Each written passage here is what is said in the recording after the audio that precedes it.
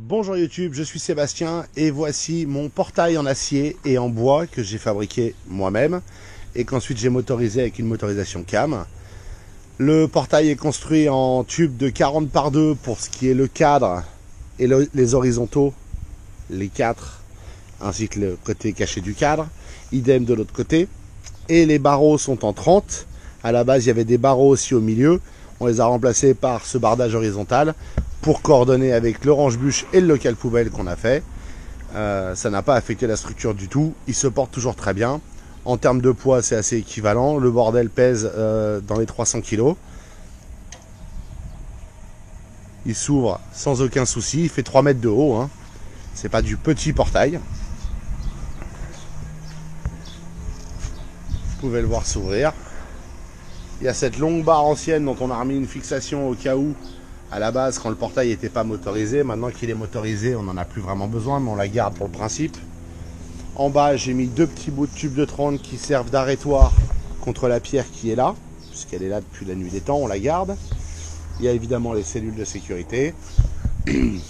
En bas, les gonds, c'est du béton coulé, béton fibré. J'en ai coulé 2 sacs de chaque côté, donc 70 kg de sacs plus l'eau qui va avec, hein. Et j'ai mis des gonds dont je vous mettrai un lien dans la description. Je suis pas ultra fan de ces gonds, mais ils sont pas mal. Et en haut, j'ai fait des platines qui tiennent le portail avec la platine d'ajustement qui vient avec les gonds qui est en haut. Vous pouvez voir la fente un peu plus grande. Et ça permet d'ajuster le portail comme ça. Ça ne permet pas de l'ajuster comme ça, il faut modifier la platine. C'est un peu le défaut du système. Ici, j'ai même pas pris la peine de faire une platine, j'ai utilisé une ferrure une penture qu'on trouve dans les magasins de bricolage parce que j'avais pas l'acier pour la platine à l'époque. Et là-haut, je l'ai soudé à 90 degrés avec la platine qui est fournie avec les gonds et j'ai scellé ça dans le mur. Et c'est les tiges filetées qui ressortent sont scellées au scellement chimique. Ça ne bouge pas depuis plusieurs années.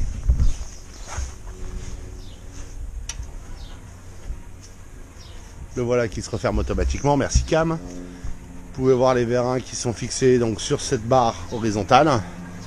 Ça c'est la platine fournie par cam qu'il faut souder soi-même.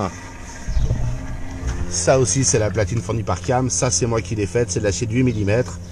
C'est une cornière en l'occurrence coupée en deux et ressoudée à plat. Et des chutes coupées, celle-là en biseau pour résister à la contrainte quand on ferme le portail parce qu'il y a un certain couple. Et celle-là comme support. Le tout scellé au scellement chimique dans le mur et peint à l'émérite, ça bouge pas. Idem de l'autre côté, même type de platine, même principe, pas de mystère. Le vilain secret de ce portail, c'est qu'il n'est pas plan parce que j'ai dû le souder comme je sais pas quoi, mais vraiment pas, j'avais pas d'équipement pour souder ça à plat et j'avais pas la place sur une surface plane, donc j'ai mis des cornières. Et si vous regardez la cornière, là elle est à fleur, là-haut elle a un décalage et ça me permet de simuler le fait que le portail ferme correctement. C'est le vilain secret de ce portail, c'est qu'il n'est pas plat. C'est pas très méchant, c'est pas très grave. Ça ne se voit pas quand on est à plus de 2 mètres et on l'oublie quand on en est proche. Mais c'est le vilain secret de ce portail. Néanmoins, du tube de 40 par 2 mm d'épaisseur et du tube de 30 par 2 mm d'épaisseur, ça fait plusieurs années qu'il est là et qu'il subit les hivers de la Savoie et il ne bouge pas. Il a fallu lui remettre un coup d'émérite, mais parce que le premier avait été un peu sommaire et un peu rapide parce qu'on était pressé. À part ça, les planches ont maintenant 6 mois de neige et de pluie et de grêle. Ça bouge pas. Et vous pouvez voir qu'elles sont tenues avec des fers plats qui relient les tubes. L'intention de ces planches, c'est que de l'autre côté à l'extérieur, il n'y a plus la place de prendre appui là avec son pied pour grimper. Puisqu'on a quelqu'un qui a grimpé le portail. Donc au-delà de l'aspect esthétique, ces planches empêchent quelqu'un de prendre appui sur cette barre pour se lever. S'il veut grimper, il faut mettre le pied là-haut. C'est un peu plus d'effort, c'est toujours possible. De toute façon, il n'est pas de barrière infranchissable, il n'est que des barrières pour lesquelles il existe une échelle d'1 mètre de plus. Donc c'est comme le mur de Trump, même si vous faites un portail de 6 mètres de haut, il suffit d'une échelle de 7 mètres. Néanmoins, voilà mon portail. Si vous voulez en faire un pour vous, voilà, c'est possible, c'est faisable, c'est pas très compliqué. Ma recommandation, si vous voulez le construire, c'est de faire comme j'ai fait, entre guillemets, même si j'ai pas la sens infuse. J'ai commencé par sceller le gond du bas à la bonne distance de l'autre. J'ai pris une barre horizontale pour faire la hauteur entre les deux et j'ai mesuré le différentiel. Je me suis servi de chandelle, je l'ai mise à niveau et j'ai mesuré la hauteur qu'il me fallait puisque le sol n'est pas plat ici, hein, comme vous pouvez le voir. Et de là, j'ai tiré les poteaux verticaux et j'ai 2 poteaux verticaux parallèles en fait. Et c'est comme ça que j'ai mon portail qui s'emboîte bien à la fin.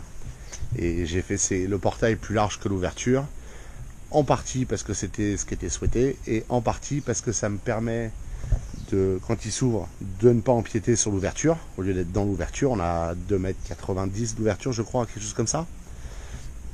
Ce qui permet de laisser passer les camions quand le portail est ouvert. Il ne limite pas la largeur.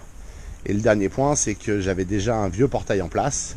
Vous pouvez encore voir un bout de gond là-haut entre les poteaux. Les autres ont été à peu près enlevés.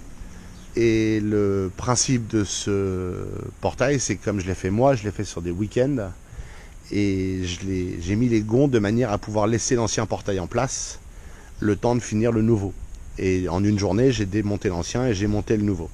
Il y avait ici une serrure, c'est pour ça qu'il manque un bout de cornière. Il y avait là la serrure avec une clé et là le receveur. Tout ça c'est parti, donc il faudra remettre un bout de cornière à cet endroit-là et le souder.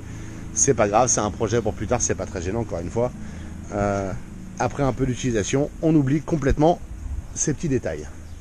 Et comme il est motorisé, là-haut il y a le gyrophare et il y a un éclairage qui s'allume pendant 5 minutes à chaque fois que le portail est activé. Ce qui sert à rien la journée, mais ce qui est très utile la nuit et on peut pas l'empêcher de s'allumer la journée. Ça, le système cam, il est bien. Il est semi-raisonnable, il est puissant, donc il n'a aucun problème à entraîner ce portail qui pèse 300 kg et fait 3 mètres de haut, ce qui est au-delà de tous les paramètres Somfy qu'on peut trouver dans leur notice. Mais la carte est un petit peu légère en fonctionnalité et en intelligence. Donc on fait avec. Il n'est pas impossible que ça fasse partie de mes projets de refaire une carte de gestion du portail maintenant que j'ai tous les éléments. Mais c'est objectivement pas une priorité, il fonctionne. Et les bips ont l'avantage de ne pas être trop moches ni trop gros, ça ressemble à ça. Et ils sont pas trop chers pour avoir des bips en plus, alors que du Somfy par exemple, vous êtes à 40 et quelques euros le bip. Là on est dans les 10 euros. Ça fait une grosse différence quand il s'agit d'en avoir plusieurs. Voilà donc pour mon portail. Je vous remercie d'avoir suivi cette vidéo. J'espère qu'elle vous aura intéressé. Si c'est le cas, pensez à vous abonner et à la liker. Et puis si vous avez des questions ou des remarques, les commentaires sont là pour ça.